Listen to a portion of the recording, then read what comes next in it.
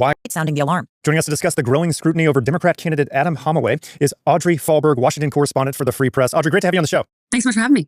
So first, who is Adam Holloway and why are so many people so kind of shocked about Democrats choosing him? So this is a guy who's from Princeton, New Jersey. He's a plastic surgeon. He's an Army veteran. He was a trauma doctor overseas. He's credited with saving Tammy Duckworth's life. She's, of course, the senator who went down a Black Hawk accident and is now in a wheelchair.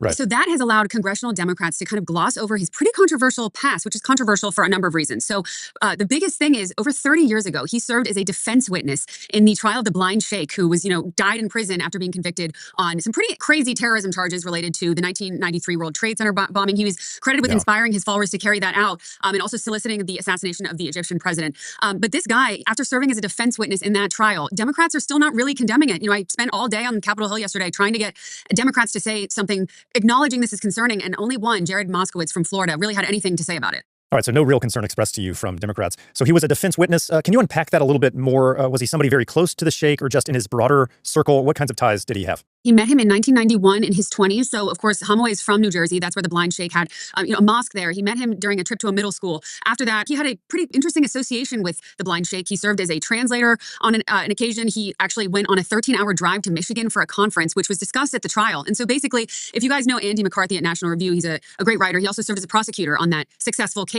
And he explained to me that there was this informant named Ahmad Salem who described a long trip to Detroit, and Holloway was actually on that trip. So his defense witness testimony actually ended up helping the prosecution. But he also admitted that, regularly the blind sheikh would just talk about jihad. So it's kind of ridiculous and crazy that, congressional Democrats, maybe they want to flip the House, but they can't admit that maybe this kind of association with somebody who died in prison on terrorism-related charges maybe isn't such a great thing for the House Democratic Caucus. Now, Holloway also worked for a group connected to al-Qaeda, correct? He did. So he has multiple associations that are concerning. He volunteered in the 90s with a medical organization in Bosnia that was later revealed in the 9/11 Commission to have ties to al-Qaeda. He also spent a month volunteering in Gaza on what he said was, quote, a completely benign civilian hospital with no tunnels underneath it, before Israeli leaders later found Mohammed Sinwar in a tunnel underneath that very hospital. It's important to acknowledge Holloway was never charged or convicted on any terrorism-related charges. But again, it's kind of shocking that only one Democrat I spoke to had anything even remotely critical to say about Holloway. That just says a lot about kind of where Democrats are today. Final question, is Holloway expected to win in November? He is. This is a very safe Democratic seat. So the question now is, if he runs away with this thing, which he's expected to, what kind of committees is he going to serve on? I asked Hakeem Jeffries, the leader of the Democratic caucus yesterday, whether he's spoken to Holloway at all. He told me yesterday that he planned to speak to him last night. We'll see if that happens. But Moskowitz was basically the only Democrat who raised any concerns, like I said, about Holloway and said that there needs to be a caucus-wide discussion about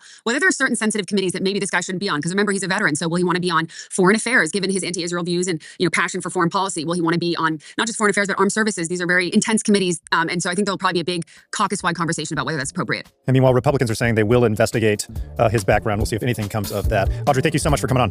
Thanks so much for having me.